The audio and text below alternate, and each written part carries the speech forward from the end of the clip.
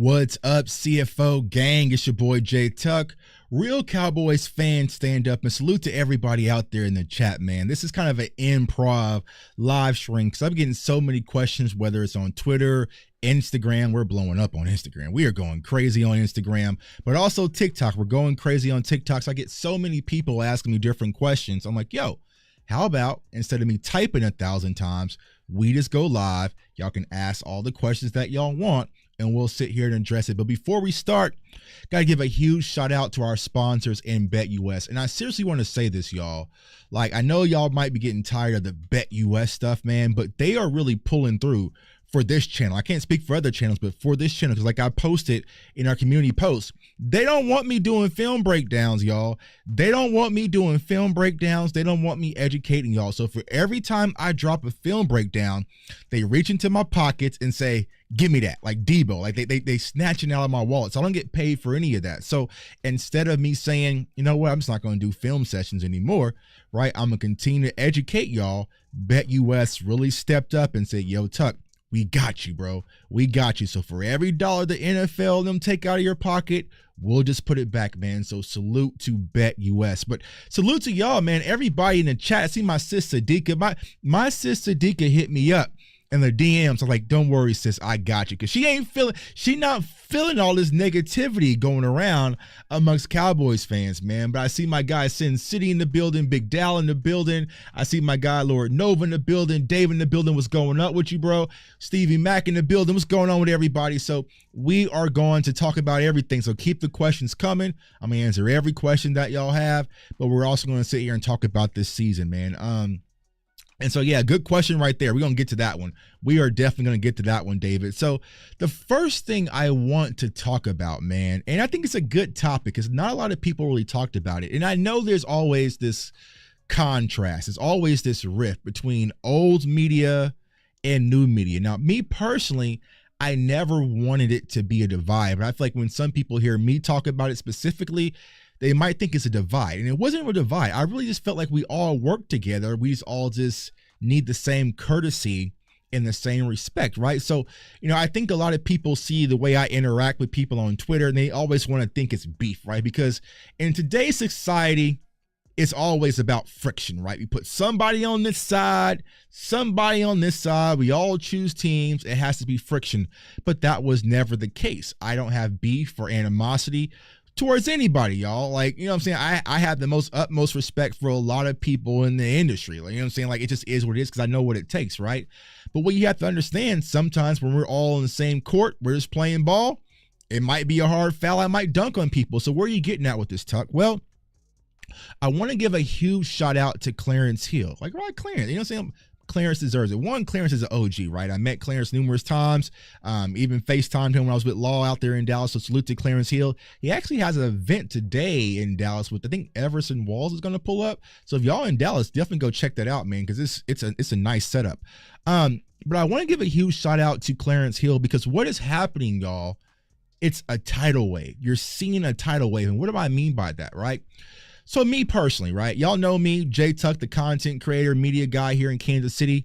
There's only so much I can do, right? I can make thousands of videos.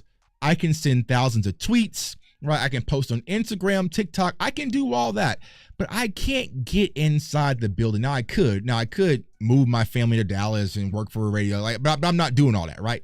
So I can't get my thoughts, my ideas, and my questions inside the building. And that's the same for a lot of Cowboys fans. But what you're seeing now is, and like I said, I want to use this platform for, is to be the megaphone, right? So let's say, for instance, Sadiqa has a question or a concern. Well, Sadiqa can't get that to Mike McCarthy. Sadiqa can't get that to Dak Prescott or Micah Parsons, or list goes on, but she can get it to me, right? And then if she gets it to me, I can elevate it to someone that can. So what am I getting at? So there's been a huge conversation piece about the Cowboys offense, right? Lack of motion, lack of play action, lack of tempo. Like, it's just a very lethargic mindset, old school, bare bones offense. And we're not seeing a lot of the things that made us successful last year. But most importantly, you're not seeing a lot of things that makes other NFL teams successful around the league, right? When we think about Kyle Shanahan, when we go against the 49ers, those shifts, those double shifts, they whoop our ass. Green Bay, shifts, double shifts. So why aren't we doing those same things? Why aren't we doing the jet motions and the sprint out motions, the Tyreek Hill motions? Like we're not doing anything creativity wise when it comes to our offense. Now, that's a question a lot of Cowboys fans ask me, like, Tuck, why aren't we doing this? And I can say, I don't know. But by having those conversations, it gets to someone like Clarence Hill and others. Now they sit at the podium, they ask Mike McCarthy the question, and we get the true answers. And to be honest with you, it wasn't a good answer, man, but that is it. That's how we move the tide, is that we have these conversations publicly. It gets to someone that can elevate it and get to the people that we wanted to get to. The same thing with the fire the Jerry the GM movement. I know I can't get to Jerry like that. I can't get close enough to Jerry like that, right?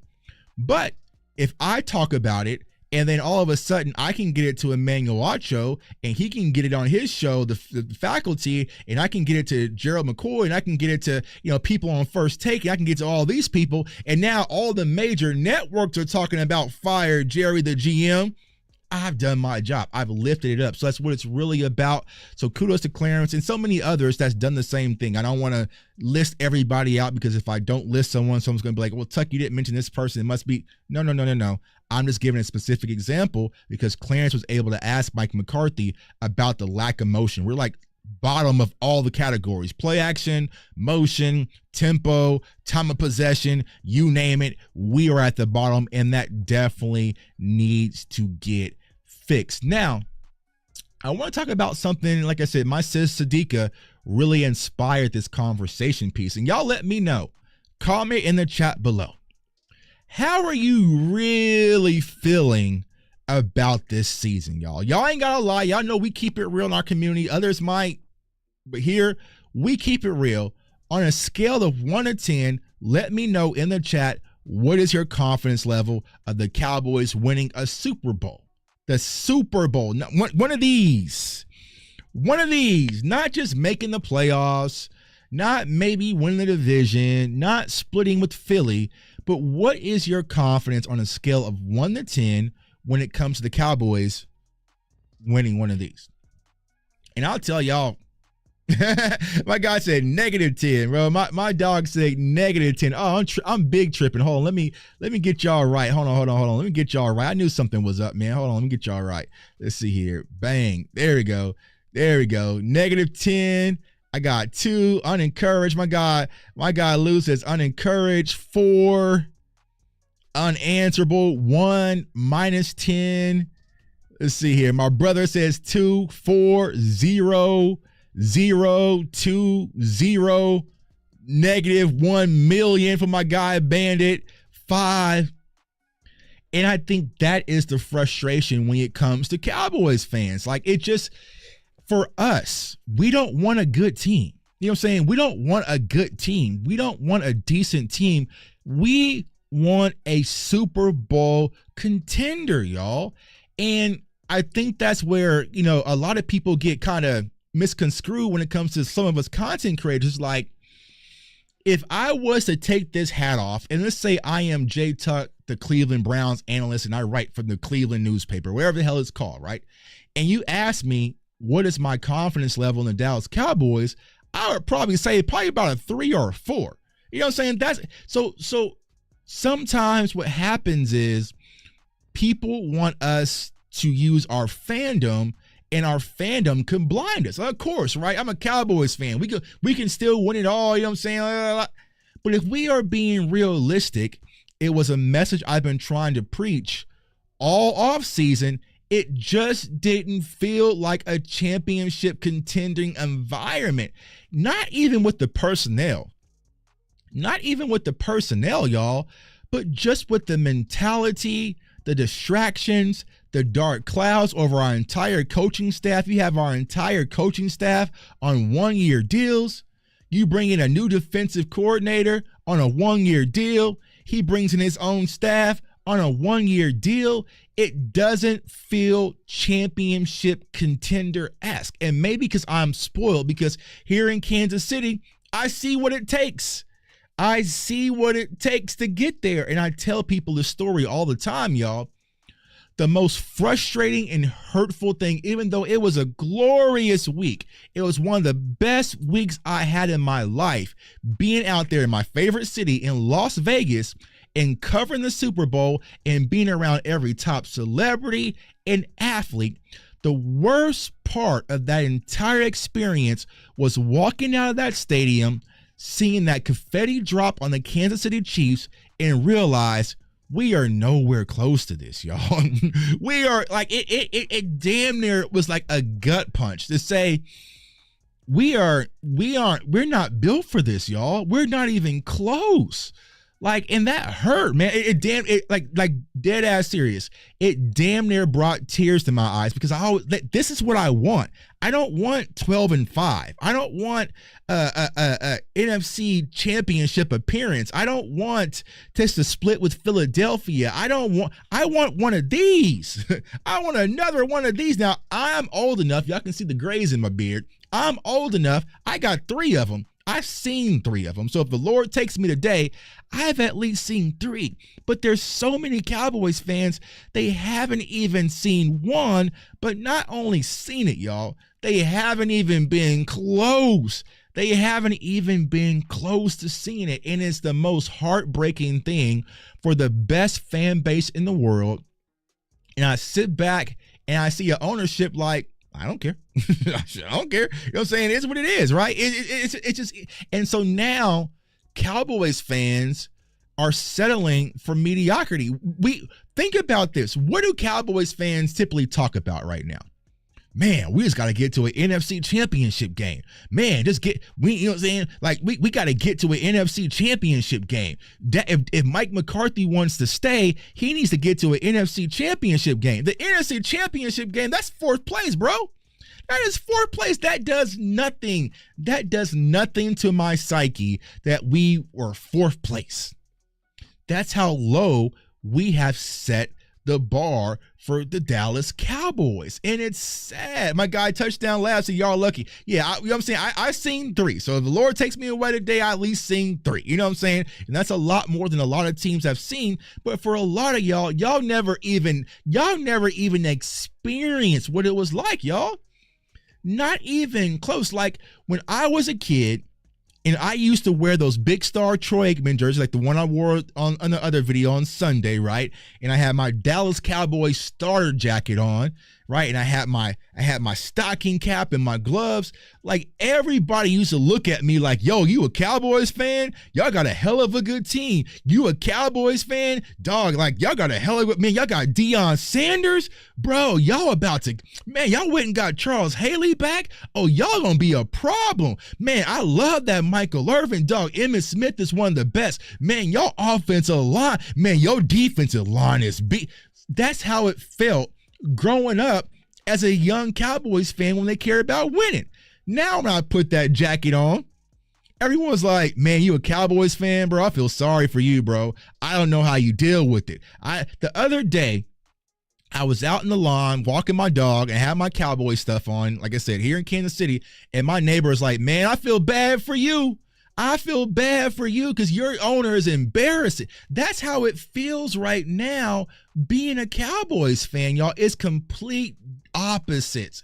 And some of us, it's all we know. For the older Cowboys fans, they'll tell y'all, man, it was different back in the day. Back in the 90s, it was either you were a Cowboys fan or you were like a 49ers fan, right? But it was pride. It was something about putting that star on. You just felt different. You just felt different. Like, honestly, back then, y'all, the season didn't even begin to the playoffs. I could rarely tell you anything about the Cowboys seasons. But when we got to the playoffs, it was like, okay, now we got to lock in. Now we got to beat Green Bay. Now we got to beat San Francisco. Like that's what that's when it's turn up time. Now it's just, if we get to the playoffs, man, I hope we can get to an NFC championship game. I mean, it would be nice to get to an NFC championship game. We were one of those ones, and I just don't understand. 30 years. Well, I think what the Steelers, I think someone posted on Twitter, like I think the Steelers last Super Bowl when they had Cordell Stewart, which I remember watching / Cordell Stewart, Like that was like 28 years ago. But it's like Jerry has lost it. Like I don't understand, how can you lose it? We are the only organization, y'all, that has lost it. Like if you think about the other teams, right? The other teams that's the standard in their sport. The Yankees, right? You see the Yankees, if they fall off for 3 to 4 years, y'all, they are freaking the hell out. You know what I'm saying? Like, so they go all in. They went and got an Alex Rodriguez, and they'll spend big to go get back to that level because that is their standard. Even with the Lakers, they lost Kobe Bryant. Okay, well, whatever, bro. Whatever we got to do to get LeBron, we're going to get LeBron James.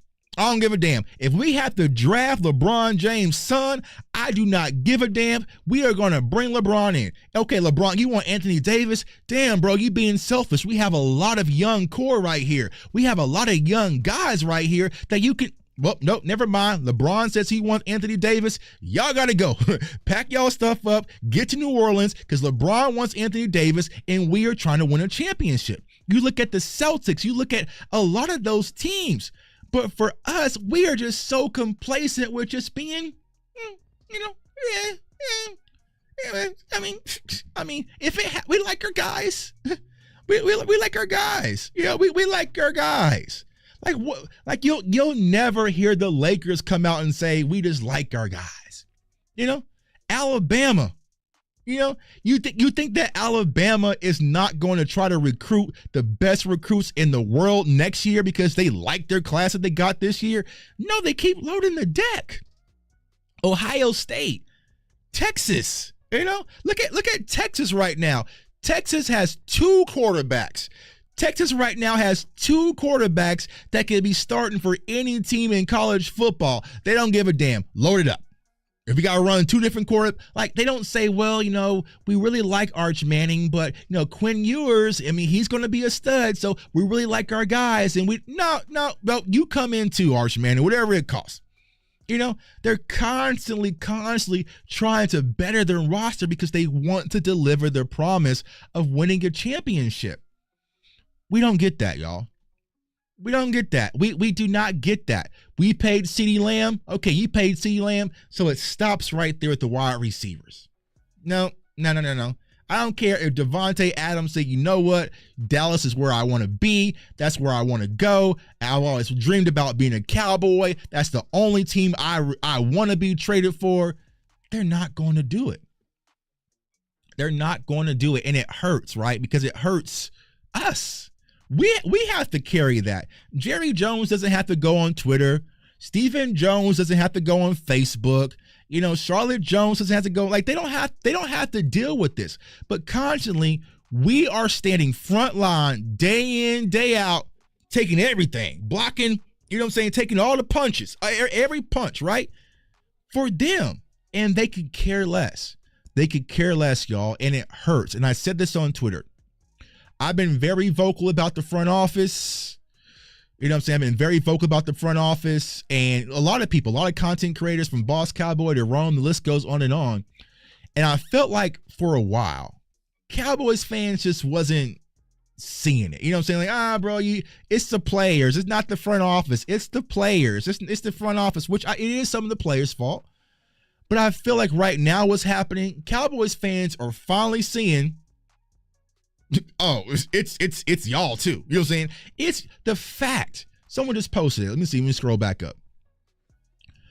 Big Santana just said it right there. Henry wanted to come to Dallas. Derrick Henry lives in Dallas. He trains in Dallas. He trains at a good friend of mine's gym locally there in Dallas. He was training in Dallas with Braylon Allen, and the Cowboys did not even pick up the phone. They didn't pick up the phone. They didn't even pick up the phone. Derrick Henry is sitting there in your own backyard, working out, would love to stay home where he lives and trains.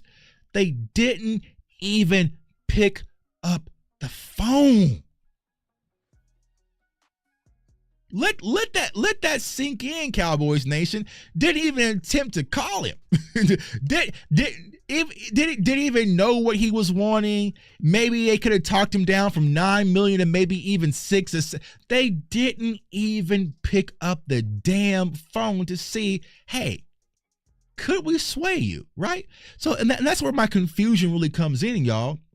I hear all this, Jerry Jones is a marketing genius and he's a business mind and, he's this and he's that, which he has built $1 billion, organization. Well, why can't you pick up the phone and sell? You mean to tell me a billionaire cannot pick up the phone to sell Derrick Henry? I mean, that should have been easy money. Listen, man, we're moving on from Tony Pollard. We're about to sign Dak and sign CD. Listen, I know that you're wanting 9, but we believe in you, bro. You are the missing piece to help the Dallas Cowboys win a Super Bowl. Think about what that would mean to be the running back to anchor the Dallas Cowboys to win a Super Bowl. I know you want 9, but let's give you 7 right now. We can work some things out on the back end endorsement-wise. I got these connects. We will fill that void and get you your extra $2 million. Just come be a Dallas Cowboy. You didn't even pick up the phone to have that conversation with Derrick Henry. So then what happens? Well, Tucky was there. We all got to sit back on Sunday and watch Derrick Henry run all over us. Derrick Henry ran, no state tax, none of that. Jerseys would have been, I guarantee you, if Derrick Henry would have been signed, Cowboys fans would have been buying those jerseys like crazy. But you didn't even give him a call. Did not even give him a call, y'all. That's crazy to me.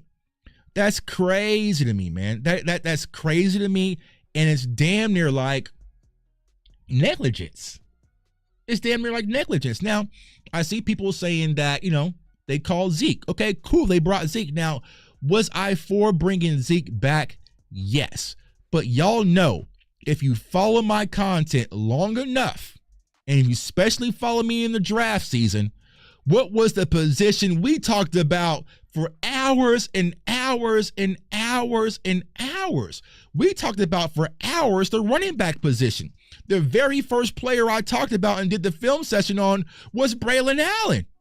Because I know people wanted a big bruising, punishing running back. I'm like, yo, this is kid Braylon Allen at Wisconsin. He's only 20 years old. He doesn't have a lot of wear and tear. Like, he's still growing into his body. He can be a monster for the next 4 to 5 years. Like, he is going to be somebody.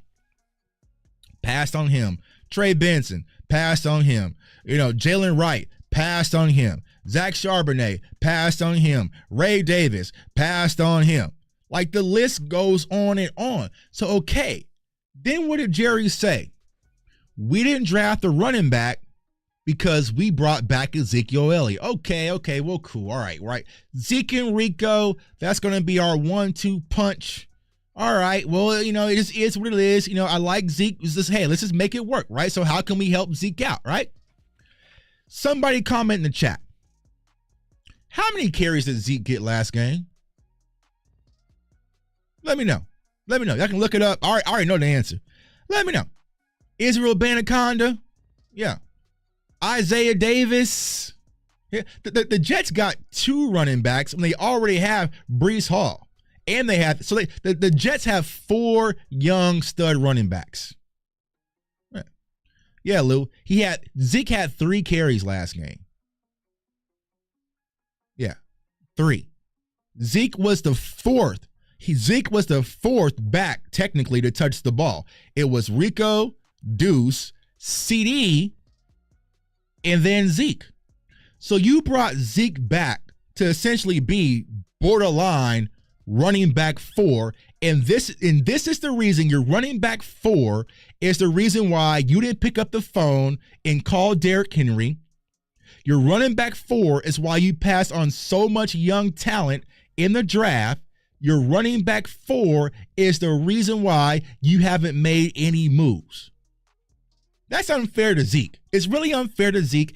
It's Jerry, y'all. So I need everyone in the chat to hashtag fire Jerry the GM right now. Light it up. Light it up. It's his responsibility. And you know that. So what does Jerry do, right? What is Jerry? So yeah, the only person I trust running is Hunter at this point for short yardage. You could have kept Hunter Luepke. You could have kept Hunter Luepke. You could have drafted a young running back. Hell, there was undrafted guys that were still qualified that we passed up on. You know what I'm saying? My guy Blake Watson is out there in Denver. He's literally a Tony Pollard clone. Now you have Ezekiel Elliott and you have Dalvin Cook. You have Dalvin Cook and Ezekiel Elliott behind Deuce Vaughn, and I love Deuce, right? I really like Deuce. He's a great kid. Loved him, right? But Deuce wasn't even active last year. So last year, you was even saying that Deuce isn't ready. So what did Deuce do to prove that he's ready this season? He's done nothing else. And you have Dalvin Cook and Ezekiel Elliott behind Deuce Vaughn. You have Dalvin, say that out loud, y'all. Say that out loud, that you have Dalvin Cook and Ezekiel Elliott behind Deuce Vaughn. Salute to Mama Tuck. Mama Tuck is so pissed off, she's even in the chat, man. This is crazy. Like, this is crazy that I don't care if Dalvin Cook is old. But you mean to tell me that Dalvin Cook can't give you more than Deuce Vaughn? Yeah, Zeke can't give you more like that. That's how that much they've fallen off. And it's no slight to Deuce. But come on, y'all. Come on, bro. Come on, y'all. Like, you letting CD run in the backfield before Zeke? Come on, what are we doing?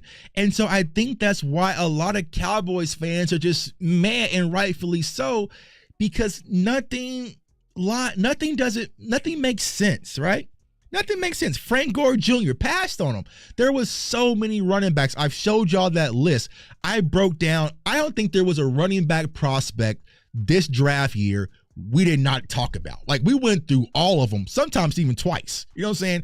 We went through all of them, if not twice, you know?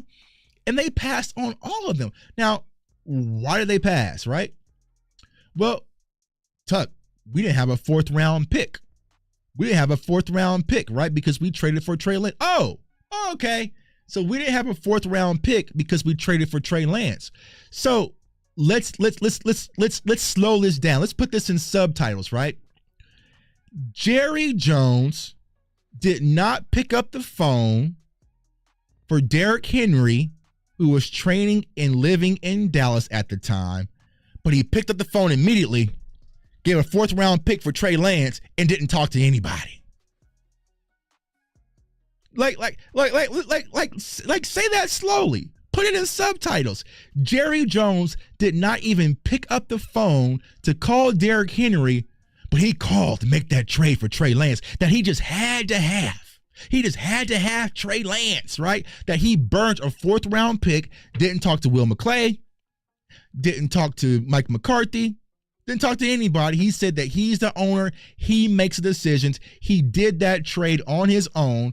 And all that we've gotten from Trey Lance is 3 preseason games. That's it. Trey Lance is gone next year, y'all. We will probably never see Trey Lance in a regular season game, knock on wood, right? And even if that is the case, he's third string behind Cooper Rush right now. Now, you mean to tell me we all sat there and saw that game? We saw his last game. Remember, Dak coached it. That Will Grier played perfectly fine to be quarterback 3 if need be. You know what I'm saying? It was not a huge urge that we needed a quarterback 3. But what was that really about? They wanted to make Dak jealous. They wanted to use it in leverage. They wanted to.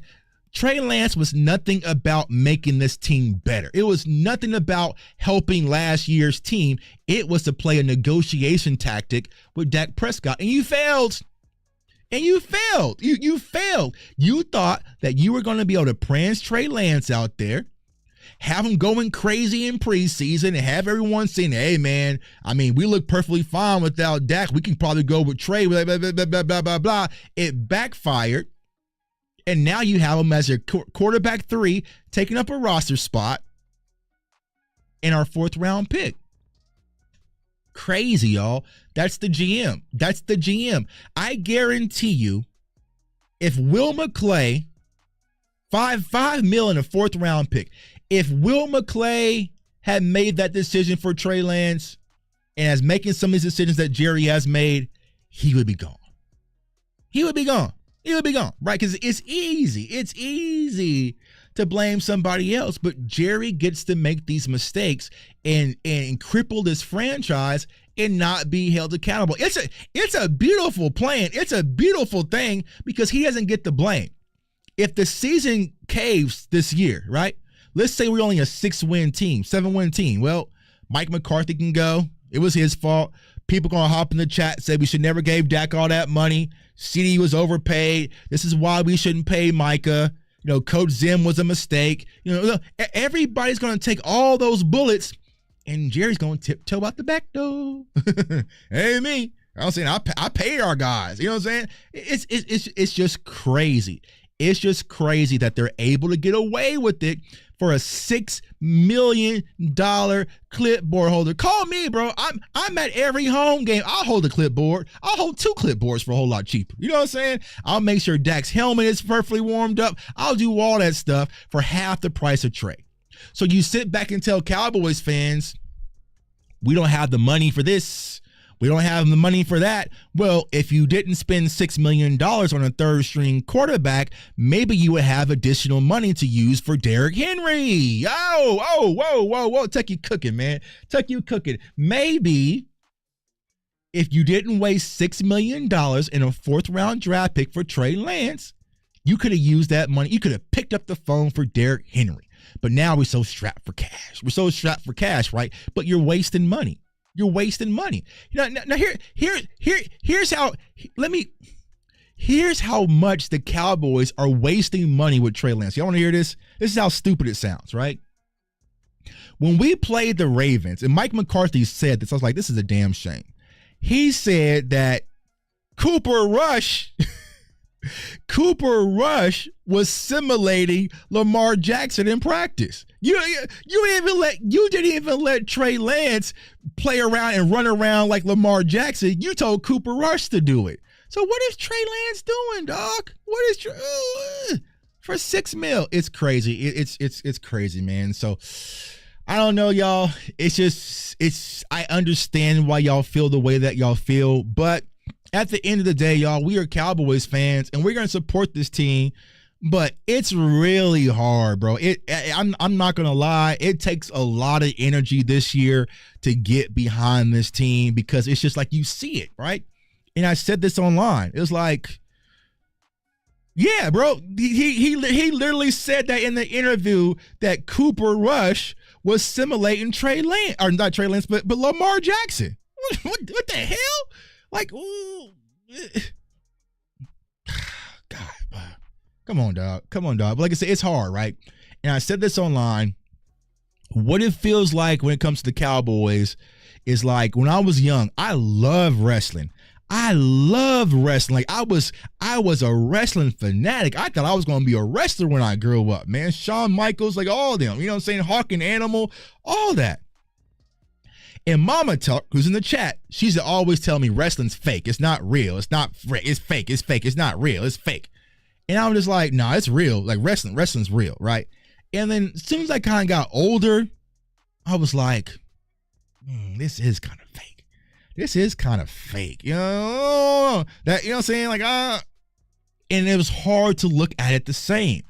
That is how it's feeling when it comes to the Dallas Cowboys. Like you wanna be a fan, you wanna buy in, and we them boys, and this is our year, and you know we gonna take it all the way, and you know we gonna finally get over the hump, and we sit back and I watch these interviews, I watch these press conferences, I watch just the way that we go about business, and it's like this is fake, bro. Like it's fake, like it's fake. Like those chest slaps aren't real. That's not real blood. Like, you know what I'm saying? Like all in is not real. You know what I'm saying? Like it's just one of those things, right? So it's just like, I don't know, man. It's heartbreaking because like I said, y'all, we are the best fan base in the world.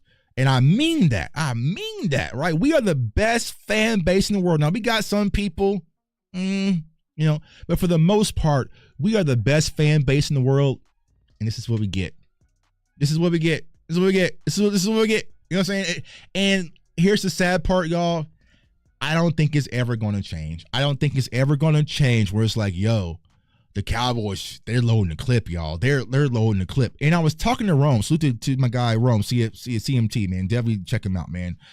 If you don't know who he is, but you should know who he is. If you know who I am, definitely know who CFT is. But I was saying this, what the Cowboys don't understand, let me give Jerry some little game.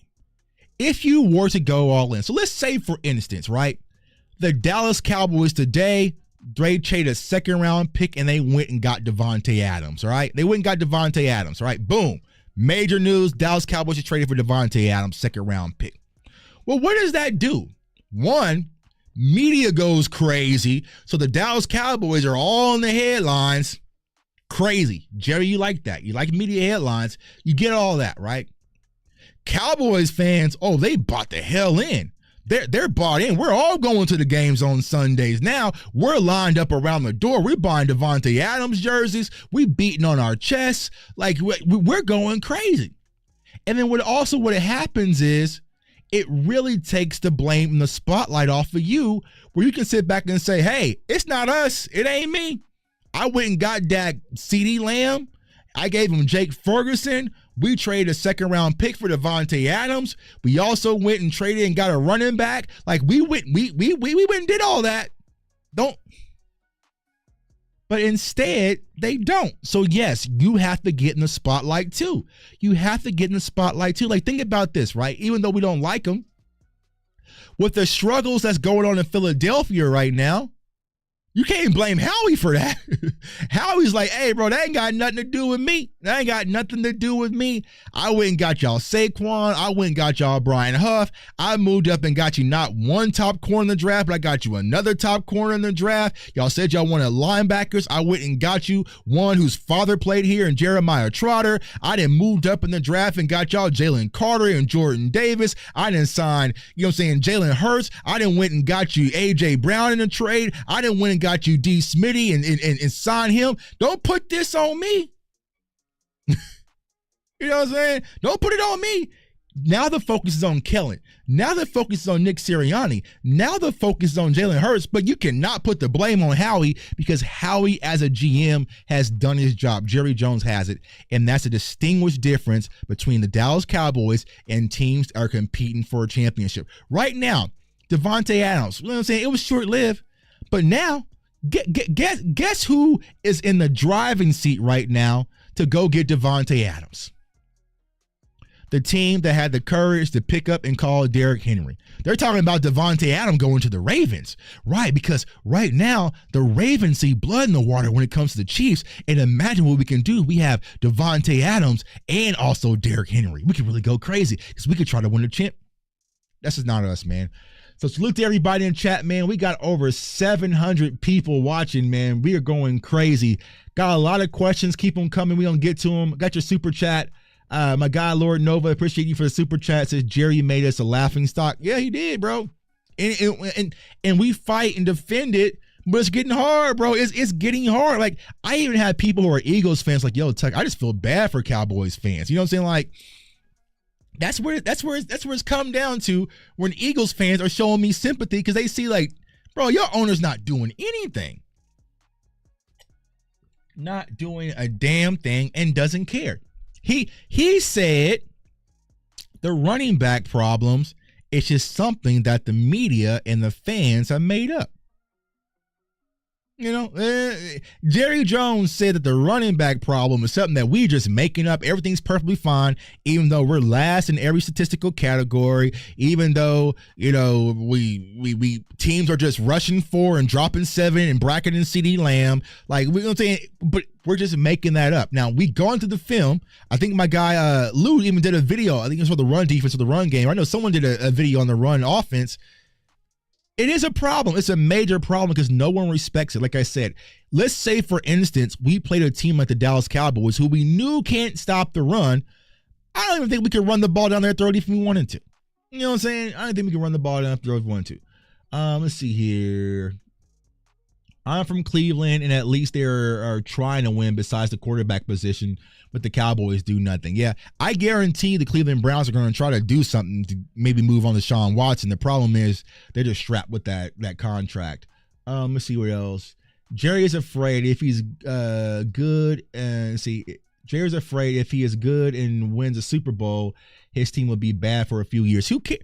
And like I said, Carl, the thing that really triggered it for me, right?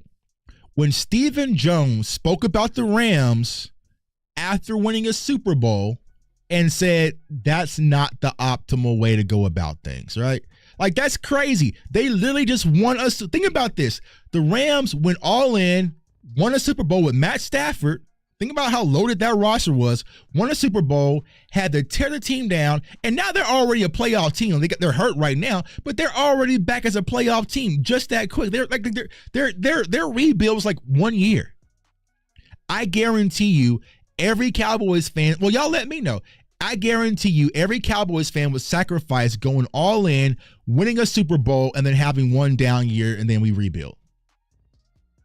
If we won a Super Bowl and we had to move on from Micah Parsons, or we had to, move on from Jake Ferguson, okay, so be it. You know what I'm saying? Love you guys. Thank you for your time in Dallas. We appreciate it. It is what it is, right? I will get you another tight end. I'll get you another defensive end. I promise you, right? We wouldn't care. Like, oh, bro, yeah, everyone's saying, sign me up. Sign me up, bro. Like, I love Micah Parsons. Yeah, he's right. He's back there on my wall. If I had to sacrifice Micah Parsons for a Super Bowl, I'm like Thanos. I'm like Thanos on the mountain. I'm like Thanos with Gamora on the mountain. I'm sorry, little one. I'm sorry, little one, but I'm tossing you off the mountain to get that ring. I'm tossing you off to get that ring. I'm sorry, bro. I wish you best of luck at your next team. But see, the Cowboys don't think about that. They don't think about that. They're thinking about, we got to sign Micah and Jake Ferguson and Deron Bland. Bro, go all in and win a Super Bowl, and then we'll worry about that later. You know what I'm saying? It's crazy. Well, see, yeah, Micah would sacrifice himself for that. You know what I'm saying? Here's the crazy part. The Chiefs, right? The Chiefs had to sacrifice Tyreek Hill, but they were already in the green. Yes, I know it hurt for Chiefs fans to see Tyreek Hill go. They love Tyreek Hill, but I guarantee you Chiefs fans are perfectly fine right now.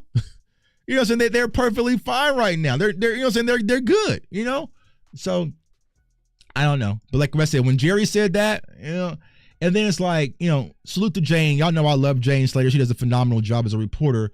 But she said something today on Twitter, and I didn't respond, right? But she was like talking about how the Cowboys couldn't go get, Devontae Adams. So that means they would have a top paid quarterback and then, a top paid wide receiver and another top 10 paid wide receiver or whatnot. You know what I'm saying? Boom, boom, boom. And she was like, that just doesn't work at the NFL level. And someone was like, well, Philly is doing it, right? And then she had commented, and what has that gotten them? Now, let's keep it a buck.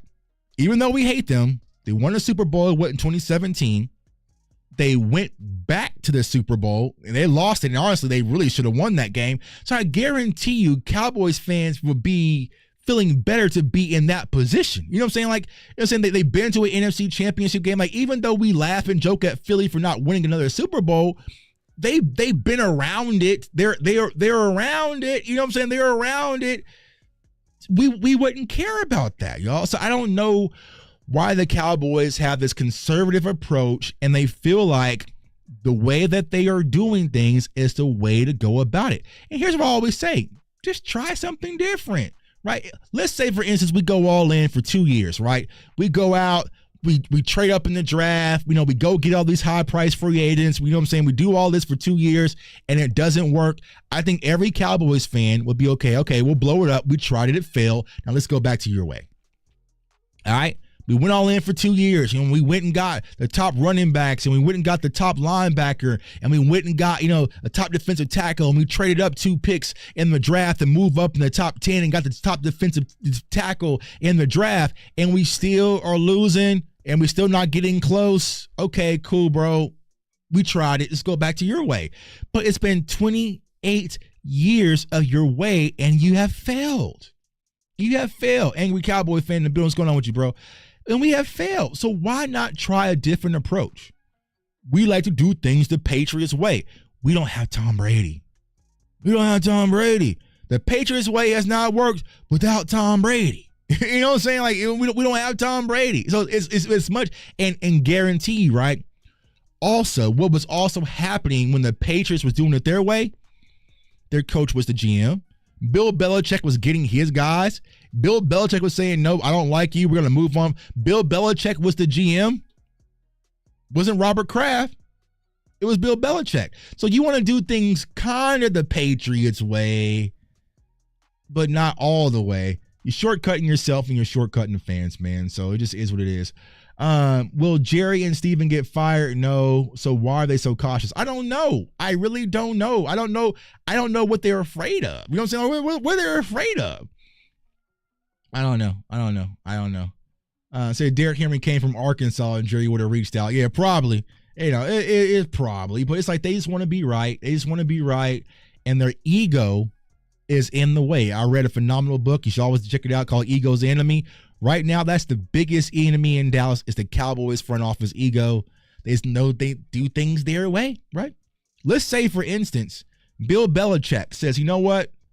I think I can help this Dallas Cowboys team win a Super Bowl. I have an idea how to get them over the top. But the one thing I need the most, I need Jerry Jones to stay out of the way. And I need Stephen Jones to stay out of the way and just let me cook. Will they be able to do that? No. They want to be in the kitchen. They want the credit.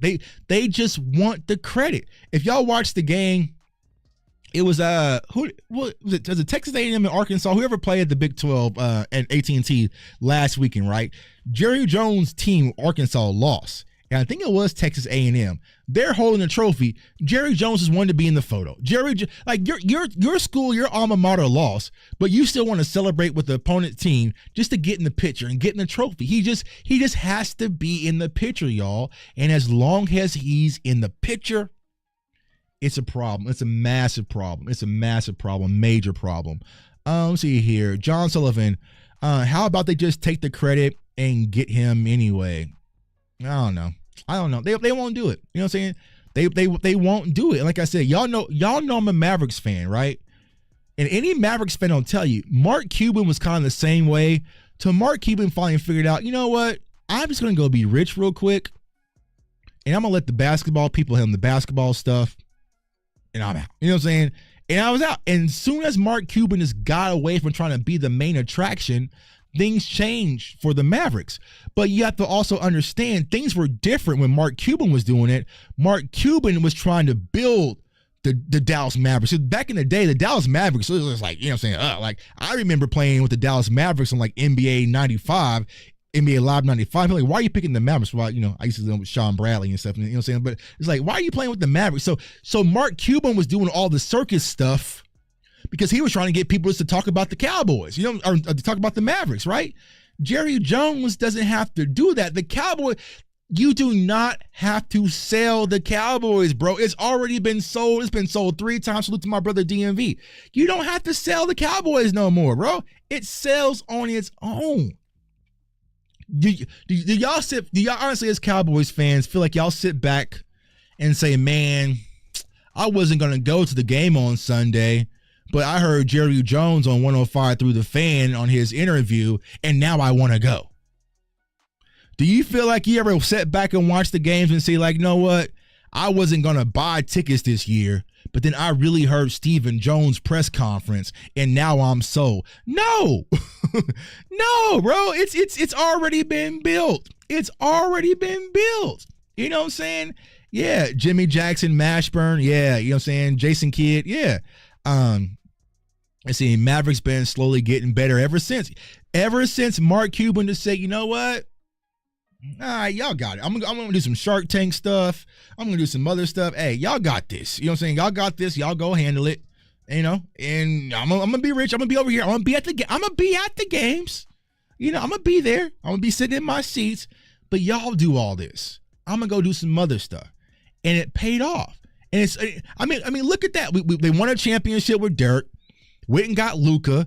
Luka's been to the Western Conference Finals, was just in the finals last year because Mark Cuban's just out the way. Now, what did the Mavericks do? Let's compare and contrast, right? The Mavericks got to the NBA championship and was like, man, we need some shooters to surround Luka and Kyrie. We need some shooters. Like case in point, let's just pause there. The Dallas Cowboys would have never even went to go get Kyrie Irving in the first place, y'all. Y'all know that. The Dallas Cowboys would have never had the cojones to go out there and make a play for Kyrie Irving, especially with all the baggage that Kyrie had and stuff. They was not going to go get Kyrie Irving. You know, they wasn't going to get that, you know. But think about this, just like y'all say in the chat, right? We went to the finals. We lost to the Celtics. I hate the Celtics, right? But congratulations. They said, nah, we need the shooters, bro. We need shooters. Go get me Clay. Go get me Clay. Now Clay has been not the Clay that we've known from the championship years, but we still know he's still a deadly shooter. And that is the missing piece. The Mavericks feel like Klay Thompson is the missing piece. And if we add that to our roster, we can go win a championship. Derrick Henry was our Klay Thompson. We didn't pick up the phone. We didn't pick up the phone. You know? Now imagine if the Mavericks say, you know what, we really need a shooter, and Klay Thompson was available, but we just didn't pick up the phone. We didn't pick up the phone. The Mavericks know that they need a shooter, right? They got some guys on the inside, right? They got some young guys on the inside, right? They got Luka, they got Kyrie. They just need that one missing piece to put them over the hump. They went and got Clay. Now will it work? Will it work? I don't know. But at least as a Mavericks fan, I can say they went and they fixed the hole that we needed, which was a shooter. You know what I'm saying? They went and fixed the hole that we shooted. The Cowboys are not going to do that. They're going to go out there with this big hole in the wall in the running back room, and we're going to say, damn, bro, wish we got a running back. They're going to go out there with this big hole in the wall, defensive tackles, thinking, damn, bro, things might have been different. I mean, San Fran's been injured. We might have beat them this year if we would have had a defensive tackle. They're going to go out there with these holes in the wall. Think about this, y'all. Y'all remember the Noah Brown year, right? And no knock to Noah Brown. But we all knew James Washington was the uncut it. We all knew once we moved on from Amari Cooper, we need a wide receiver.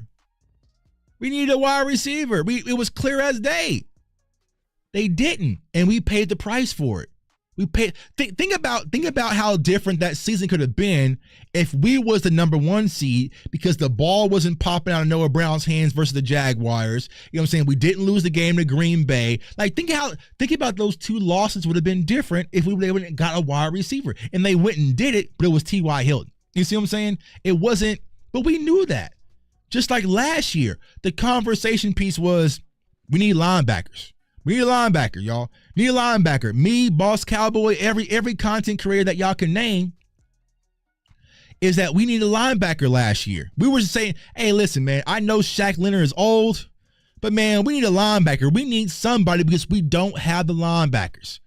What did the front office do? They took Shaq Leonard out to lunch. Nah, it ain't going to work. He asked for a little bit more than what we're willing to pay. So, nah. All right, so they moved on. Shaq Leonard went to Philly. And then what happened? The Buffalo Bills said, okay, we got these little linebackers out there. We're going to line up big and run down y'all throat. And we got exposed at the end of the season because we had this hole in the wall because we didn't have no linebackers. Now think how things could have possibly been different. We would have had some linebackers last year. Now here we are in the same loophole where we're saying this big hole of defensive tackle. We can see it from a mile away. We're fine. Mozzie played well versus the Giants. We're fine. We're good. It's media made up. Don't worry about it. Don't worry about it. We're good, right? Brandon Cooks goes down today with a knee injury. Look at our wide receiver core. You have CeeDee Lamb, Jalen Tolbert, who I like. Jalen Brooks, been kind of shaky, but he has some upside potential. And you have Ryan Flournoy, he's an unproven guy, going all out there to try to accompany Dak Prescott in his offense. So you have CeeDee Lamb, Tolbert, Brooks, Ryan, Turpin, if you want to get him involved. But then you also have 2 rookie offensive linemen out there as well, and you have no running game. I mean, I mean, if you went out there on Madden with that, you would be kind of concerned. Like, damn, bro, I only got one wide receiver. I have a tight end, my center and my tackle. You know, I ain't got no running backs, and my other options are 3 unproven guys. But here's what the Cowboys are going to do. We paid CeeDee Lamb. We paid Dak Prescott. Go make it work. Go make it work. Go make it work, Dak. We paid you. You're the top in the NFL. Dak, go make it work. CD, we paid you. Top in the NFL. Go make it work. Y'all got it. It's on their tab. Because if it fails, who's everyone coming to the chat to blame?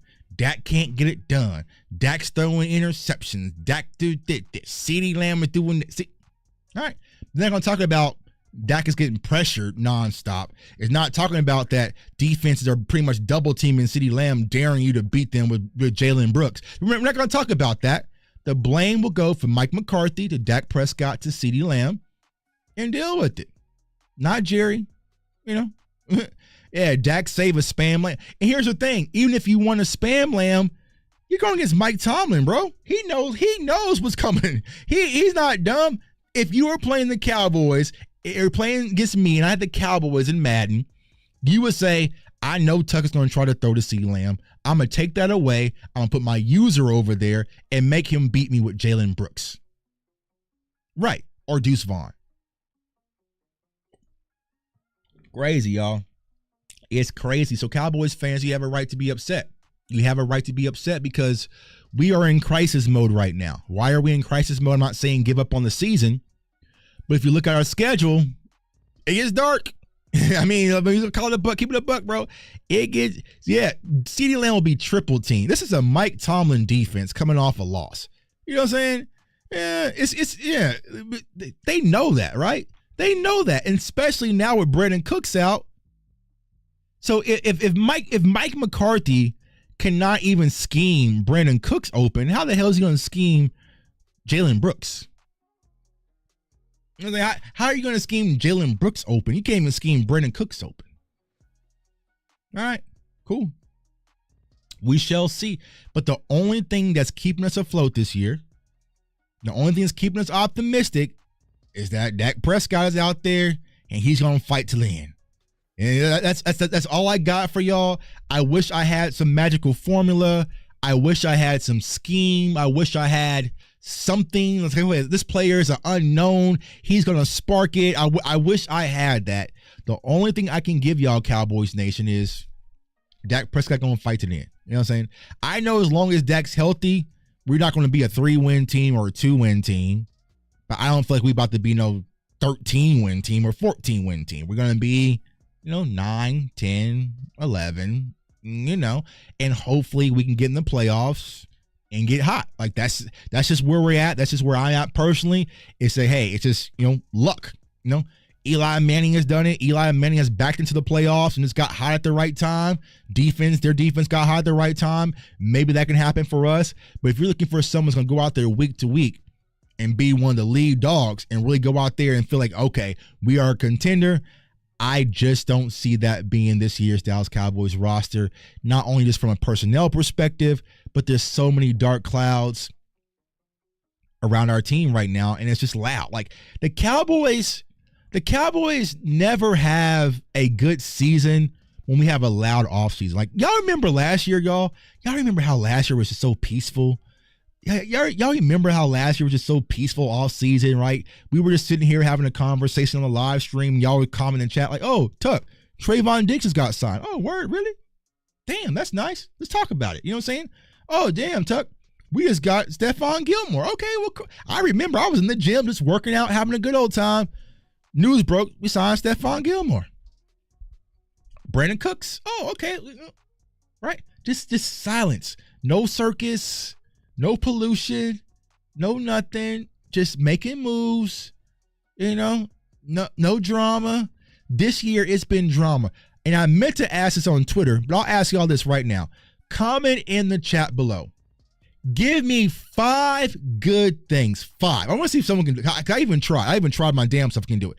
Name me 5 good things that has happened for this Dallas Cowboys team since the loss from Green Bay. I would say signing CD, signing Dak Prescott, the Cooper Beebe thing was fun, and I started to get black. Getting Overshown back healthy and Diggs back healthy, if you want to count that. So that's 4. I'm struggling with that 5th, y'all. I am struggling with that 5th, like of 5 good things that I can really say, all right, we got, I'm saying 5 good things, right? You know what I'm saying? Like that's the, I can't even name 5. Sign Dak, sign Lamb, Overshown coming back. I got Cooper, and I put Overshown and BB in there. I mean, Overshown and Diggs in there. Cooper Beebe, and I saw someone say keeping Al Harris, Brandon Aubrey, Bland coming back. Let's see here. Say returning players can only count for one thing. So yeah, Dak contract, CD kicker, Overshown, and players return. Like I said, I literally thought about that. I was in the gym this morning, like, damn, Tuck, you can't even name 5 good things that they said, okay, all right, now we're good. I can't even name one. Not even 5 since Green Bay. That happened in January. That's crazy to me, y'all. That is crazy to me. And they want to know why fans are not excited about this season. You can't even name 5 things to be excited about. You know? Brandon Aubrey. You know what I'm saying? Brandon Aubrey kicking from 70 yards. Okay, cool. You know what I'm saying? Like, that's Harris. I'm seeing it's good. My guy Cuts in the boom. What's going on with you, my dog? Overshown coming back, keeping Al Harris, CD, and Dak contract extensions. That 5th one, bro. Like, I don't know. I don't know what that 5th one is. I do not know. We'll have to ask it on Twitter. I'll ask it on social media, see if anyone can come up with it. But I cannot give y'all 5 things off the top of my head and say, all right, these are, if I wanted to make a video, all right, these are the top 5 reasons why Cowboys fans should be excited about this season. I would have to lie on that 5th, y'all. I would have to make up something. I would have to lie. I don't know. You know what I'm saying? I don't know, because I feel like returning players coming back from injury, that's about it, you know? But even if you want to count the returning players coming back from injury, it kind of washes out because we lost returning players too. You know what I'm saying? So it's like, yeah, nah, no one can come up with that 5th, man. I think I stumped Cowboys Nation. Cowboy readers, there we go, man. There we go. My guy Cuts with the 5th one. That's the only thing to be excited about is Cowboy readers. Cowboy readers. Now here's the crazy part, Cuts. I can't even be excited about Cowboy readers right now because I'm not drinking. So I don't know. You know what I'm saying? So you can be excited about that. I would say the tailgate was one, the fire tailgate that the Cowboys Cave had. Man, everybody was out there in the building. That was something to definitely be excited about. My guy Cuts was on the grill working hard. You know what I'm saying? My whole family was out there, man. It felt good. So that was something to be excited about. My dog, Dez Bryant, talked to him the other day. He's coming back with a major tailgate, but that's going to be all the way till next month in Philly versus Philly, right? So the big tailgate's coming back. That gives you something to be excited about. And just talking to y'all, man. Just talking to y'all. You know what I'm saying? That's about it. That's all I got for y'all is CD Lamb being signed, Dak being signed, Diggs and Overshown coming back, Cooper Beebe was drafted, and Cowboy readers. That's my top 5 reasons, man. That's my top 5 reasons, man. It was good to see you too, bro. We're gonna definitely do it again, man. They say they figure they mix this drink so much, they might as well make a new drink, man. They might need to make a stronger drink, man. They might need to make a stronger drink out there. I mean, no, I don't know, because I mean, y'all have if you had the Cowboy reader, man, the Cowboy reader looks like the softest girly drink out there, right? But that thing, will put you down. It will put you down, bro. It will put you down. Like that, them Cowboy readers. Like one time I had 4. How many times? I think I had like 4 or 5. Like when I tell y'all, it was a long day. You know what I'm saying? It was a long day out there. I mean, I was so lit up. I put a Cowboy reader in my pocket and snuck it out my back pocket because they wouldn't let me take it out the stadium. And y'all know these things are like this big, right? It's like this big tube cups, right? A full margarita. The Cowboy reader machine was down. I got one like at the end of the 4th quarter, and I was trying to walk out with it. They told me I couldn't take it out the stadium. So I was like, all right, let me put this in my back pocket and tuck my jersey over it and walk out. It sounded smart. It sounded like a smart idea in my head. I got out with it, but my white jersey had red all over it. You know what I'm saying? It was bad. It was bad. My guy Mills said, y'all some rookies, man. I'm not a rookie, bro. It's just them Cowboy readers be hitting, bro. And see, I tell them to put a double in there. So because you can put like, see, good shout out for cuts, man, because this gives me something to get excited about, the Cowboy readers. But you can put top shelf in there. So if you want to put like Patron in there or top shelf liquor, you can do so. Now it's expensive as hell. I think I did one for me and my sis Aisha one time, and it was like an $80 tab for like 2. But you can put like top shelf alcohol in there and the Cowboy reader, and they'll do it at the bar. So you know, but yeah, it was like $80 or something like that. It was like, all right, whatever, bro. So yeah, blame on the alcohol always. You know what I'm saying? Always. But I was like, man, it's a fun time at AT&T because, like I said, the thing that I love and cherish the most, y'all, it's just being around y'all. You know what I'm saying? Like just being around y'all. The game is just extra. That's, you know, Mama Tuck will tell you, like, when I get down there, I don't do a lot of hanging out and partying and stuff like, man, because like Sunday is like me going to the club. Like me hanging out with Mills at the tailgate is like going to the club. Like I get excited to be around Cowboys fans. And when I land in DFW, it's like the energy. And like I said, we are the best fan base in the world, y'all. But we get mediocre results, you know? And a lot of people say, yo, Tuck, blame the players. Well, yeah, I get it. Blame the players. But the ownership has to take some involvement as well because you're not giving the players what they need, right? It's just like, you know, if you have a smart student, right? If you have a smart student, but you don't give them the proper equipment or proper tools or the proper school books or the proper, you know, study equipment to go ace the exam, you really can't fault them for failing the exam because they got so many different factors going in. You know what I'm saying? Think about, you might have a smart kid, right? Who's super smart. And I get this all the time because I know my wife's a principal, right? Who's super smart, very smart kid, has everything that you want to know. But when they go home, they barely have food. They have, you know, 5 or 6 brothers that they got to take care of. You know, mama and dad's out doing God knows what, right? So they're not getting sleep. They're pretty much like taking care of the younger family. So they're coming to school exhausted. They're tired, right? And they might fail an exam. Well, you might look at that kid and say, oh, they're not achieving. It's their fault. But there's so many different factors that goes into that kid's life while they're not performing at their top level. You know what I'm saying? So it's one of the same things when it comes to the players. Like, I get it. Our players are pampered and spoiled, but it's like, I can't fault our defense for struggling when we all know we don't have no defensive tackles, bro. Like, you know what I'm saying? Like, I can't get mad at them for feeling like our defense is struggling and being frustrated because we don't have no defensive tackles. I know y'all couldn't stop the run. It wasn't this massive surprise like, oh my God, the Cowboys can't stop the run. We all knew that just from looking at your roster.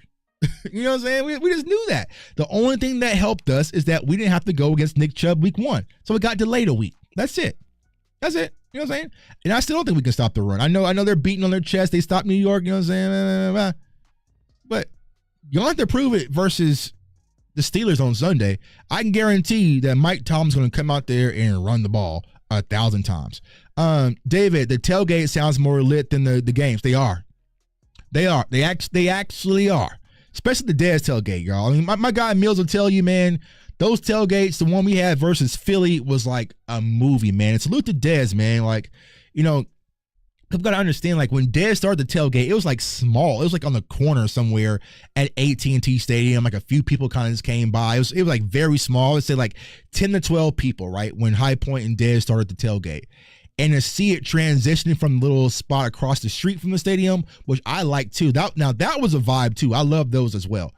But then to see it at Texas Live, and I mean, there was thousands of people, a sea of people everywhere, and every superstar you can think of was in the building from, I told y'all I took a picture with Ninja, you know what I'm saying? Ninja was there, and Alicia Bumgarner, the boxer, and Gilly the Kid, and you had rappers, and Big Tuck came out, performed, and Trayvon Diggs was on stage, and, Dez comes out, like, Dez brings people out, man. Dez brings people out, and it was just a movie, man. So I know Dez was excited about it. But from Post Malone, I mean, it was a movie, y'all. And when he announced it, of course, I'm gonna tell y'all about it. But it was good to see, because I knew the work that went in behind the scenes to kind of build that up to get to that point, man. Yeah, my guy Cuts was there. You got to meet Dez and got your autograph, like, and that's the thing, man. It's just the people. Like, here's how lit that Dez Bryant's tailgate was. It was Eagles versus Cowboys, right? And Cowboys fans and Eagles fans, we were all in there just vibing, bro. We was in there vibing. It was a concert going on. We was in there dancing, drinking together, vibing, you know what I'm saying? And then we went to the game, but like, that shows what Dez is able to do, man, the power of the community, man. Salute to Dez Bryant, High Point, Personal Corner, X Picks, man. Sign to X Picks for all my sports bettors out there, because we in there going crazy. My guy Paul says tailgate is a great experience. Yeah, the hard hitters tailgate, like, it's just fun being around Cowboys people, because it's like, it's the energy, right? It's the energy. We are the pulse of this team, bro. There's no them without us. There's no them without us, and they know that, right? They can act tough. They can say jump off if you want to, and these fans, but nuh-uh. We're the pulse, and we know that, right? We're the pulse. Don't let anybody tell you different. We're the pulse. We could. If we really wanted to, man, we could burn this thing down. We wanted to keep playing with us. You know what I'm saying? But the Cowboys fans are the post. I tell this story all the time. I was over in Thailand, y'all, in a whole nother country, Thailand, thinking nothing of it. Me and my wife, solo, over there in Thailand. I wore my Dez Bryant jersey, and there was people over in Thailand throwing up the X. They were throwing up the X. Dez Bryant, Dez Bryant, throw up the X. Like, it was crazy to me that these people in Thailand recognized Dez Bryant, the Dallas Cowboys, and the star. It shows the power of our organization and our fan base, man. We have fans everywhere, y'all. My guy Joe, he's from Italy. We have the UK Cowboys. You know what I'm saying? My guy Frankie came in from Germany for the game last Sunday. Mexico, like Florida, like, when you go to Cowboys games, besides like Paul and Mills, they might be the only people that's actually there that I link up with that's actually from Dallas. You know what I'm saying? Like, it's crazy. There's people from Florida. Mike Tagg's in Florida. I'm in Kansas City. I have, my guy Carl came in from Philly, you know what I'm saying, New Jersey, West Coast, from California. Like, we are all coming from all over the world, different backgrounds, to celebrate and cheer on this team. And this is the thanks that we get. Crazy, y'all. It's crazy, man. But like I said, y'all, at the end of the day, we love this team, right or wrong. We're going to cheer them on. We're going to fight for our team. You know what I'm saying? And I tell people this all the time, right? Because a lot of people watch my channel, my content, whether it's Eagles fans or, Giants fans or whoever. I can talk shit about my team, but y'all can't. You know what I'm saying? Like, we can have these therapy sessions, right? Cowboys fans, we can sit here and have these therapy sessions and talk about our team. We can talk about our owner, talk about our organization. Some people in our fan base talk about our quarterback. We can have these conversations. Y'all can't, though. Eagles fan may not say nothing about Dak. I can talk about Dak. You can't say nothing about it. You know what I'm saying? Yeah. You know what I'm saying? That's what I'm saying, bro. So it's like, that's what I love the most about our community. And that's why I'm excited about what we built here on CFO Sports, man. Alaska, Santa Ana. California is pretty much AT&T West, man. Like, salute to all the hard hitters out there in Cali. Like, you go to Cali, You know, it's Cowboys fans everywhere. Like, so here's the crazy part, right? Y'all know, like, often when I travel to games, I travel by myself a lot. But here's the crazy part. I know I am never alone as Cowboys Nation. Like, even when I'm in Kansas City, right? If I was to go to the Chiefs game Monday, which I might go, and I wear my Cowboys stuff, I guarantee I'm going to see another Cowboys fan there. I'm never alone. I'm never alone. I'm always, you know what I'm saying? There's always going to be another Cowboys fan. You know what I'm saying? I got my flag waving in front of my house. One of my subs lives up the block. You know what I'm saying? He drives by, beat Cowboys Nation. You know what I'm saying? So it's like, it's a family, y'all. It's a family, you know, of the best people in the world. We just, you know, but we deserve more. We deserve better. We don't deserve mediocrity. We don't deserve complacency. We don't deserve for trying to be suppressed for voicing our concerns, right? You know what I'm saying? Like, it's crazy to me that Cowboys fans can say, man, we need a defensive tackle and we need a running back. It's like, you know, Cowboys fans are just complaining. Cowboy, no, bro, I ain't just complaining. You know, we really need defensive tackles, bro. We really need a running back. We really need another wide receiver, y'all, because we're tired of losing. We are tired of losing. So and people got to understand this, right? When you are in media, and this is not a secret, right? Not everybody who covers the Cowboys is a Cowboys fan. You know what I'm saying? Some of it's just a job, right? You just live in Dallas. They gave you opportunity. You cover a team. Like, you might cover the Dallas Cowboys and might be an Eagles fan. Like, a case in point, Emmanuel Acho played for the Eagles, right? But he was on DallasCowboys.com. So he's not a, you know, he's not us. You know what I'm saying? Like, so there's people who cover teams and they're not a fan. Case in point, I cover the Kansas City Chiefs. I am not a Kansas City Chiefs fan, right? But I cover them. I talk about them every Friday night. You know what I'm saying? Like, but I'm not a fan of theirs, right? So you can do both. It's like, so I think that's what happens is sometimes the media looks at the fan base like we're tripping, but you don't understand. You're not taking the risks that we do. You're not taking the sacrifices that, you know what I'm saying, that Nisi is taking or that my guy Cuts is taking. You know, you're not having to pay for travel and food and tickets and, you know, hotel and all sorts of stuff. You don't have to do that. So, of course, you can come from a place of comfort and say, the fans are just overreacting. The fans are tripping. I don't know what y'all talking about. Y'all always complaining because I'm comfortable. If I get my per diem covered, everything, you know what I'm saying, I can put on my corporate card and Jerry covers and everything, of course I'm going to say y'all tripping, right? But who is speaking out for the real Cowboys fan? Who is speaking out for the people who sacrifice day in, day out, right? Who is speaking out for the people that's on the front line? And that's where us content creators really come into play. Y'all see me. You know what I'm saying? For those of you who might be new, for those of you who might just, you know, might have just been tuning in for the first time, I am not hard to find, y'all. You know what I'm saying? Ask my guy Mills. Ask Cuts. Ask my guy Paul True Blue.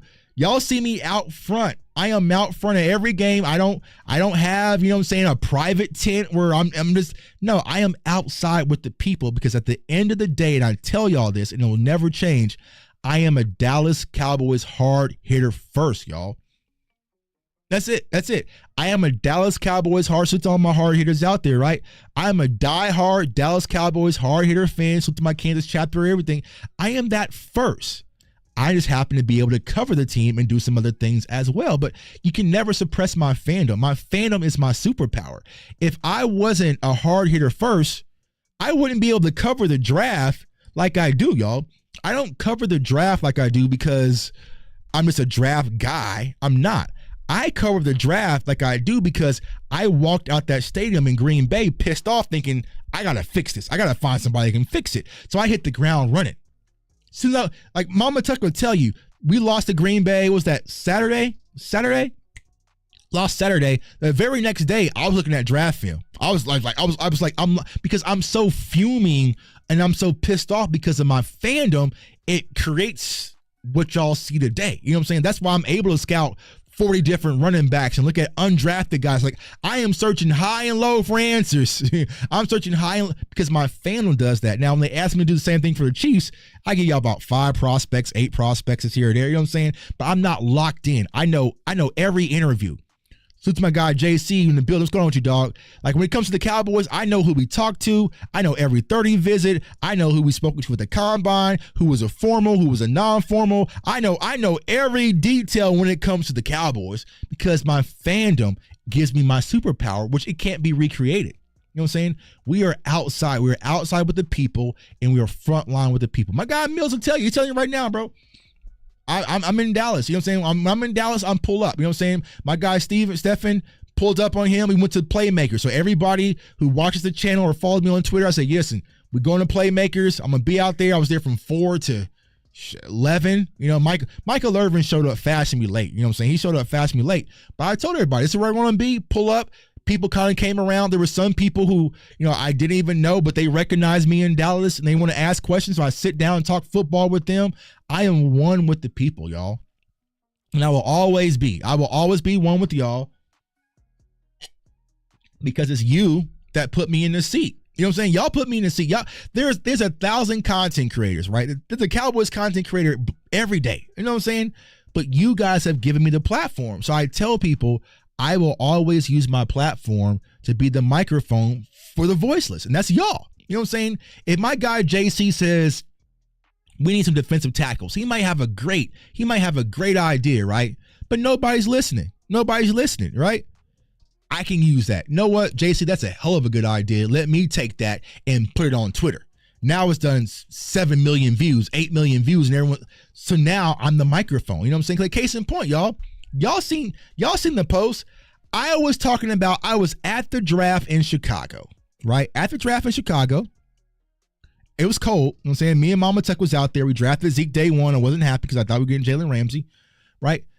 Good Morning Football says, who should the Cowboys draft on day 2? And I post this tweet all the time.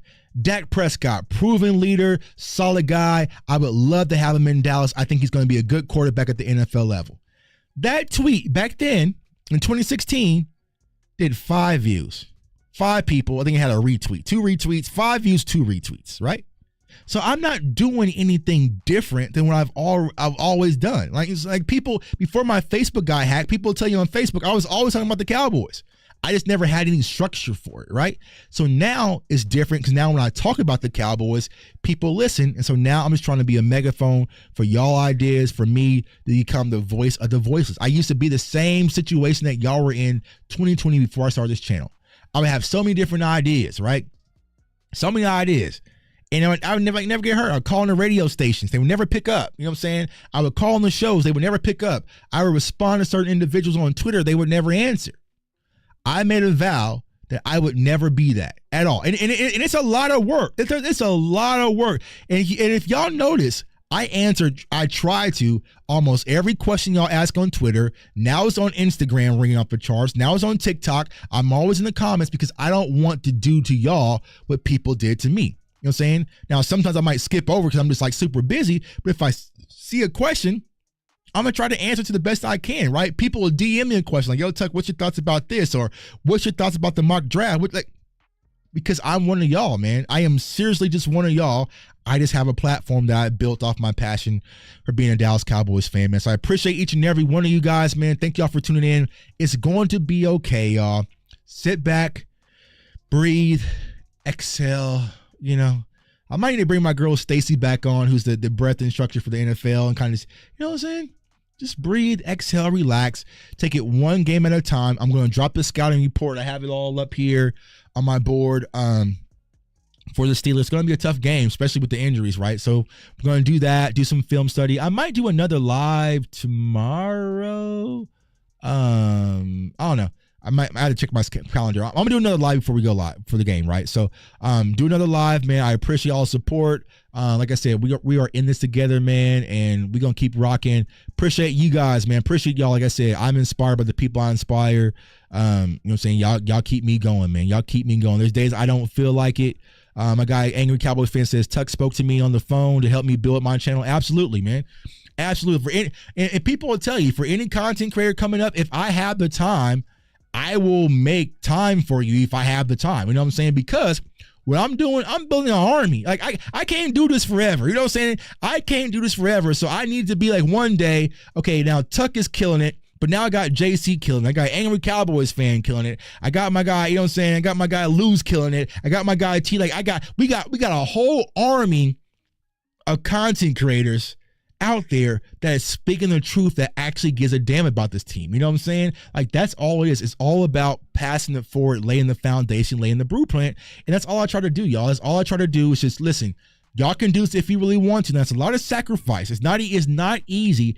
And here's what I'll tell y'all. I kind of give y'all a poke behind the scenes. I'm actually thinking about typing up a course, like making like an affordable course for everyone that I'm going to tell y'all everything I know about content creation, from the equipment to the production value, about what software I use, to SEO, to, you know, monetization, to ad reads, to all that stuff, man. I'm going to give that whole game. I might just make it like $20 and I can just have it, take it whatever you want. You know what I'm saying? Because I want people to understand it can change your life. It can change your life. I am blessed to be in a position where I wake up every day and I talk about the team that I love and the sport that I love, and I get paid for it. You know what I'm saying? Salute to Bet US, our sponsors, but other sponsors too. You know what I'm saying? Like, I got salute to my agency. You know what I'm saying? I got an agent now. I have an agent where I'm able to call my agent and say, listen, I want this deal.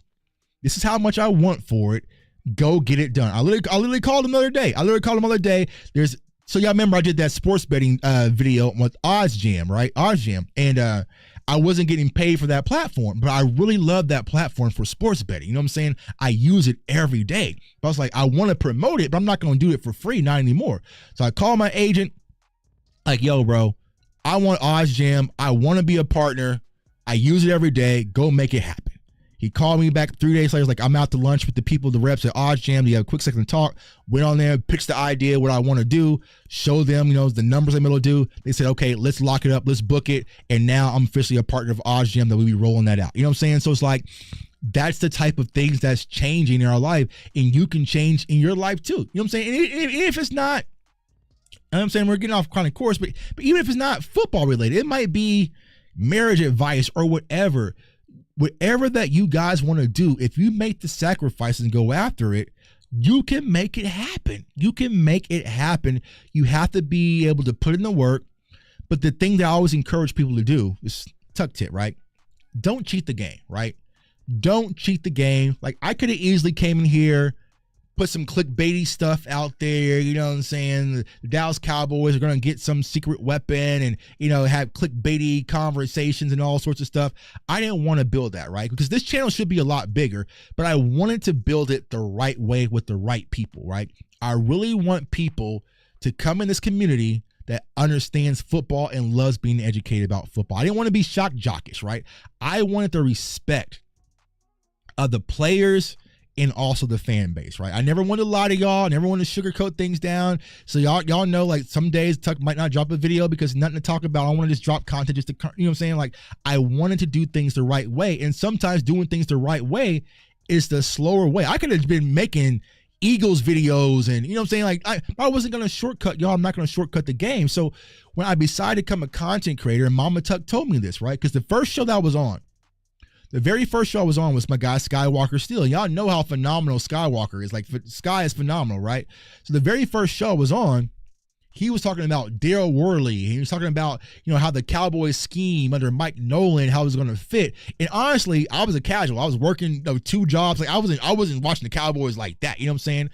And I was like, all right, bro, you know what I'm saying? But my Mama Tuck told me, she's like, if you're going to do this, you got to really get serious about this. You know what I'm saying? Because I was like, oh, I don't know where Daryl Worley went to school, bro. Like, who the hell is, you know what I'm saying, Daryl Worley and Clinton Dixon, you know what I'm saying, all this stuff. Like, bro, I know the mains, you know what I'm saying, the mains, right? But Skywalker showed me how in depth this goes, right? So he kind of set the tone for me. So I was always working to that level of Sky, you know what I'm saying? And I never want to take any shortcuts. So, like, even with the film study, like, I've enrolled in courses. I've reached out to my friends who are coaches at the college level and also NFL level. Like, yo, I'm looking at this, bro. Do you have a second to bring, you know what I'm saying, to kind of go through some stuff? You know what I'm saying? Like, I'll hit, you know, I suits Gerald McCoy, man, because I bother Gerald McCoy all the time. Like, yo, bro, I'm looking at this. Is it right? I'm saying, he's like, oh yeah, you're right. You know what I'm saying? Like, you're good on that. You know what I'm saying? It's like, what's the technique? What should Mozzie Smith be thinking on this play? Right? So I'm getting advice from an all-pro defensive tackle. You know what I'm saying? So it's not just me just shooting from the hip. I'm triple checking my work. Now I could drop a film session where I'm just talking and kind of shooting at my ass, and at now people believe me. But no, I want to double check. I want to cross reference facts. I might reach out to certain Cowboys players. Like he'll tell you, like, I reached out to one game, like, all right, bro, I'm doing a film breakdown. Here, double check it first if you got it second to make sure he's like, oh yeah, you're good there. Like he even corrected me, right? So I did a film breakdown on Wanye and I posted some of his college clips. He was like, yo, those last 3 clips you posted wasn't me. That was my cousin Thomas at Georgia Tech, and he wore my same number. I was like, so he looked out for me. You know what I'm saying? So I'm using my resources because I want to make sure that I'm giving you guys the best. You know what I'm saying? I never want to sugarcoat anything. I never want to take any shortcuts. I enrolled in courses. You know what I'm saying? I do a lot of different things to really put me closer to that level. You know what I'm saying? Put me closer to that level. Like, even people ask me, like, yo, Tuck, why are you boxing? Well, I've been covering boxing for this past summer, right, in PBC. So I really wanted to be in the ring and see, okay, what's the focus of these fighters? Like, what do they really go through for training? Like, what's the psyche? What's the mentality? Like, I'm putting myself in that condition, and it grows a whole new respect for the sport that I'm covering. Now, I could have just went out there and talked boxing, Gervonta Davis, this and that, but if I don't know the proper combos, if I don't know you know what I'm saying? Like, you gotta do those types of things because you don't want to sell yourself short. Even with the sports betting stuff, I knew how to sports bet, but what is a way I can really learn it where I can teach you guys how to do it for yourself? So I met a professional capper out in Vegas. I sat down, bought him a few drinks, you know what I'm saying? Got his information, talked to him. I'm just a sponge. I'm learning. I'm asking questions. I paid for some courses, like some sports betting groups, like $500 a month, $600 a month, right? I wasn't even taking their picks, but I was sitting back saying, what's the language that they're using? What's the software that they're using? Like, okay, so they're going with the parlay, but why are they doing it? Like, why? So when I gathered all that information, it's like, okay, boom, I don't need y'all anymore. Now I got the game. And now I'm able to teach y'all sports betting when people are like, yo, Tuck, how are you on Twitter telling people to pick all these picks and 4 out of 4 of them hit? Because I learned the game. I wanted to be in it. You know what I'm saying? I really wanted to be in it because I don't never want to cheat y'all, man, because I feel like that's completely unfair. So that's my number one recommendation for y'all. Is like, if you're going to get into it, learn it, bro. Learn it. Like, y'all, you know what I'm saying? Learn it, and it becomes natural. Like, I'm always working on my craft. You know, one thing, like I said, like, if I'm doing a show, it might be a random show, right? And we're kind of going off the script, but you know what I'm saying? Enough of the Cowboys talk. I'm trying to help y'all with life stuff. You know what I'm saying? So, even if I'm doing a show, let's say I'm jumping on with a new YouTuber and they might got 2 people watching, right? People will say, oh, well, Tuck, that's a waste of time. Why are you linking up with these new YouTubers that only got 2 subscribers? Well, one, eventually that 2 subscribers is going to turn to 2,000. And that 2,000 going to turn into 20,000, right? So I was once a small YouTuber, so I definitely understand it. But also what I do is, when I'm on those shows, I'm working on things that I need to focus on, right? I'm working on staring down the camera. They call it shooting down the barrel. So when you're on TV, they say shoot down the barrel. So I'll say, hey, but I don't do that. You know what I'm saying? Like, I focus. Like, so it's just like if you're playing sports, right? You might be on the basketball team, but if you're at the park hooping at the rec, okay, now I'm gonna go left this entire game. You know what I'm saying? I'm gonna go left this entire game. I'm working on my left. I'm gonna post up this entire, you know what I'm saying? I'm always working on new things, always trying to add, always trying to build. So that's why I tell people, if you want to do it and you want to be serious about it, it's a sacrifice, but there's nothing more enjoyable than waking up every day and talking about what you love and being able to live the life that you want. You know what I'm saying? Like, I mean, of course I do other stuff outside of this, right? But it's like, to be able to say, you know what? I wake up every day, talk about the Cowboys, tweet about the Cowboys, post a video here and there, get to talk to thousands of Cowboys fans across the world. I never thought that was going to be a reality for me, and it would have never happened for me, y'all. It would have never happened if I didn't have the courage just to start. That's all it took, was just to go out there and start. My first video was ugly. It was on some old college laptop. My music was loud. The graphics was horrible. But if I didn't have the courage just to drop that very first video and get 2 views, and drop the second video and get 4 views, do a live show and have my kids upstairs watching, I would never be where I'm at today. Like it's like I literally told my friend, like he was like, bro, it is so because people will tell you, bro, people who know me, Dez Bryant is my favorite all-time Cowboys player. Like I've gotten fist fights over Dez. Like that's the type of love I have for Dez, right? I wore Dez socks at my wedding. Like I am a Dez Bryant fanatic. I literally have his phone number in my phone. That's crazy to me. It's crazy. It's insane, but it shows that you never know what God has in store for you, but you have to go after it. You're saying you have to go after it, and you never know what can happen. And here's the thing, bro.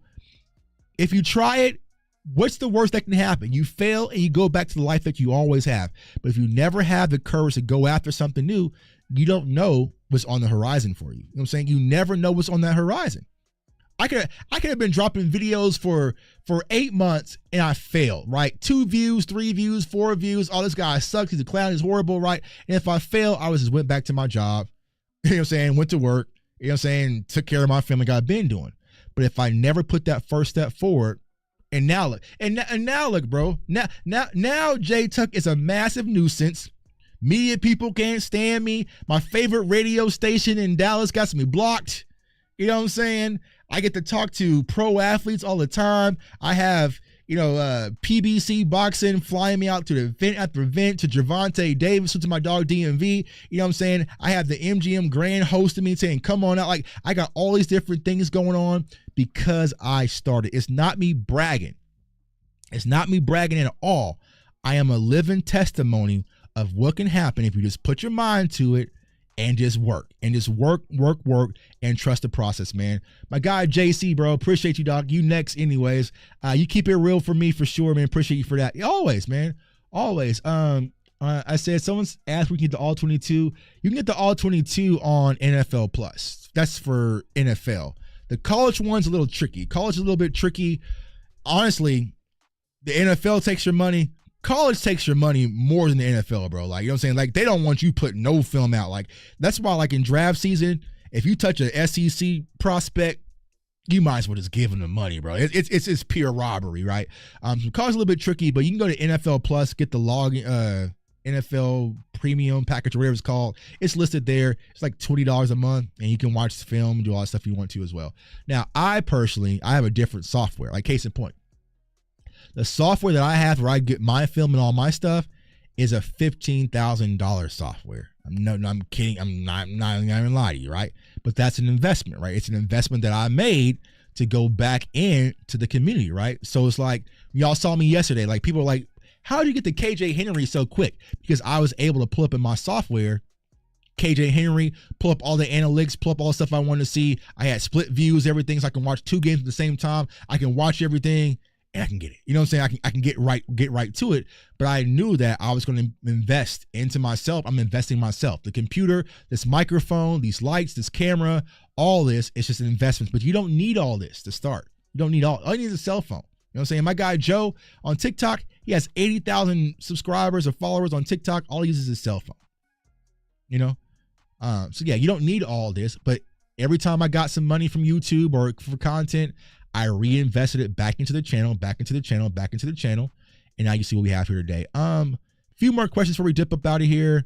What's up, Tuck? Wishing for Adams landing in Dallas. Yeah, keep wishing, bro. Like I said in my video, there's better chances of me hooking up with Kim K than Adams coming to Dallas. So do whatever you want with that information. I had to invest in another camera. Yeah, this camera. So this camera right here, I have the Sony A600. It's like a $700 camera. But I figured out this lens, because at first I had this camera, right? And it wasn't looking like it was supposed to look. You know what I'm saying? I'm like, what's going on? Like, I had this expensive ass camera and it looks very bland. So I was doing all the settings and everything, you know what I'm saying, trying to fix everything. And I was like, man, this ain't working, right? Then Gerald McCoy was like, oh, bro, you need the lens. Like, this is what you're missing. You need the lens. He's like, now you got to get this lens. And he told me the lens to get. I bought the lens, and now we in 4K. You know what I'm saying? We can, you can see everything, right? You know what I'm saying? So, but I had to make that investment. Yeah, Adams to come and keep it moving. Be a saint, probably. Said, well, Kim K ain't coming to your house either, bro. Yeah, whether it's the Cowboys getting Devontae Adams or J Tuck getting Kim K, they both just fantasies that ain't gonna happen anytime soon. You know, they ain't gonna happen anytime soon. You know what I'm saying? So it's like, all right, you know. But if you had to bet, I would probably bet on me getting Kim K, the Cowboys getting Devontae Adams. You know what I'm saying? I would probably do that. Will you be starting before Dalvin since you're signing? Man, I don't know what the problem is, bro, when it comes to Dalvin. I don't know why he's just sitting there. I don't know. Like I said, you got Dalvin Cook behind Deuce Vaughn. Just is what it is. Dalvin Cook and Zeke behind Deuce Vaughn. He's trying to join A-Rod. He already said it on the podcast. It probably is. I mean, that's where he really wants. Here's where he really wants to go. But here's the problem with that. Devontae Adams don't get to dictate where he's going because he has been acting up in Vegas. So they're probably sitting there saying, all right, bro, well, you've been faking this hamstring injury and you want to act a fool and do all this. We're going to send you to the void. You know what I'm saying? And the void is Tennessee. We're going to send you to the void in Tennessee and let you kind of just, you know, figure it out there. You know what I'm saying? Because they're going to want to get something back in value. A lot of people think, oh, that's going to dump them. No, they're not going to just dump them. They're going to want to get something back in value. Man, since my dog Dante, what's going on with you, bro? Let's see here. Bro, I am so sick of these political texting phone calls, bro. I feel like I'm saying this. If you text me or you call me or you knock on my door asking for my vote, I'm not voting for you. I don't give a damn who you going. I'm not voting against somebody else, bro. Because I'm just like, bro, stop. My phone blows up all day with these damn political texts. I got 13. Since I've been on this, I got 13 political texts right now for some people I don't even know. Because if y'all want to start Cowboys content, I have 13K on TikTok, just posting updates and news on Dallas Cowboys. Don't be afraid. Exactly, y'all. Exactly, man. Salute for that. I'm just getting, see, I'm starting to post on TikTok. You know what I'm saying? I just got so much, right? But the thing I'll say with TikTok is like, I got away from it because like I would post a video on TikTok, it will upload and then disappear. So I just got away from the app, right? But once again, it's just starting from scratch, right? Learning it, you know what I'm saying? Learning it, different things. Same thing with Instagram. Like I was stuck at Instagram at 2,000 followers for like 3 years. I'm like, bro, this is kind of worthless, right? And then it's like, all right, let's study this, Tuck. So I started studying. I bought a book on it, and now I'm like at 4,000, almost to 5,000. But I had to learn it. You know what I'm saying? So it's not as easy as Twitter. Like I understand Twitter because I come from Twitter. Like Twitter is like my projects. Like that's my neighborhood. That's where I come from. So a lot of people will see the way that I interact on Twitter and think they can duplicate that. Well, you can't duplicate what Tuck does because you're not from there. Like when Cowboys Twitter first like came out, it was a small community. Like a lot of like Paul, like True Blue, right? Mills was there, like True Blue, like it was probably like, I don't know, 20 of us. Like Pastor Carl was there, my girl Kristen was there, Jess was there, Jen was there, who else was there? Miss Ray Berry, bless her soul, who passed away, Amanda, who passed away. You know, like we were like, it was like 25 of us. So we all knew, like my girl Kristen, like I've seen her kids grow up. Like they're almost like in high school now. Like I've seen them grow since they were small. Like, so Cowboys Twitter was like small, you know what I'm saying? And then all of a sudden something happened where it's looking up like, who the hell is all these people? You know what I'm saying? Like, who the hell is all these people? So I come from there. I understand how Twitter works. So a lot of people like Paul, he's seen me from day one. You know what I'm saying? He saw me when I was the Cowboy and my you know what I'm saying, and my guy Matt Lennox, you know what I'm saying? Like they've seen us since the beginning. So it's a beautiful thing because a lot of people on Twitter are rooting for me because they like, no, Tuck has been here. Like Tuck has been here doing the same stuff. Y'all were just getting aware. The things I'm doing on Twitter is nothing new. It's nothing new. I used to bang with people on Twitter. I used to go out with Eagles fans on Twitter. The only thing about it was just like 8 people watching. You know what I'm saying? You know what I'm saying? Y'all wasn't around. Paul, they wasn't around for the Romo girl, man. There was this girl in 2016. She hated Dak Prescott, y'all. I mean, it was to the point where it was scary. Like, we got some Dak haters. Like, I thought she was going to hurt Dak. Like, you know what I'm saying? Because she was just so Romo. She hated everything about Dak, bro. And she kind of scared the hell out of us. Like, she had this costume where, like, she dressed up as a TV box, and it had Romo's picture inside of it, You know what I'm saying? Like, she hated Dak. You know what I'm saying? And like, that's how crazy Cowboys Twitter used to be. And now you look up, and now it's, you know, I have like almost like 36, 37 something thousand subscribers or followers on there. And now it's just everybody, right? But I'm always going to remember who were the ones that were there from day one, man. Yeah, it was wild, bro. I mean, I was like, bro, if she ever meets Dak, we have to look out, man, because she scares me, man. She scares the hell out of me. But yeah, man, that's yeah. It was she had an obsession with Tony Romo. She would message him every day. She wanted to meet his kids and everything. And when Dak took over in 2016, it was just like, man, watch her. Like, man, she hated Dak. She wanted to get hurt. She was just like insane. Like, yo, bro, I don't know. Don't let her get close to Dak, because she would have shanked him with the butter knife. See, because she was just so Romo. She was so Romo. She would message Romo about meeting his kids every day. She would kind of sit outside. Like, she was doing all this crazy stuff. Man, her name was Rachel. Like, that's how smart. Like, her name was Rachel, and she was the biggest Romo fan, and she wanted to hurt Dak. You know what I'm saying? It was crazy, but you know, it's crazy to see how much Twitter has gone. So, you know, it just is what it is, man. But yo, I appreciate everyone for tuning in, y'all. Like I said, we got the scouting reports coming up for the Steelers. Gonna be a good game Sunday. Subscribe to the channel if you haven't already. We got more film sessions coming up. We got a lot more content coming up. We're going to start gearing up for draft stuff as well. Not just because of the Cowboys season, but I want to get a jump start on draft season, because I don't want to. Because what I normally do with draft season, I'll wait till our season's over, and then it's like February, I'm pressing, March, I'm pressing, try to squeeze everything for April. Like, I want to have it where it's like I can breathe a little bit in the off season. You know what I'm saying? Because this off season, I never took a break. You know what I'm saying? It was like Green Bay, draft, off season. You know what I'm saying? Like, I just want to take a break. So I want to be like, yo, start like maybe like in 2 weeks. Here's some guys to watch. Here's some film breakdowns, and maybe we'll be done with running backs and linebackers. You know what I'm saying? By the time we get to January, and that's a whole position we can chop off. So appreciate y'all, man. Subscribe to the channel if you haven't already. Follow me on all social media platforms. That's JTuck151. That's Instagram, TikTok, and Twitter as well, of course. And I appreciate all the support. And before I go, everyone stay safe, stay blessed, stay encouraged. And here's one quick word from our sponsors in BetUS. Peace. Ollie Gordon, we'll see. He's kind of falling off a little bit. We'll see about Ollie. Peace.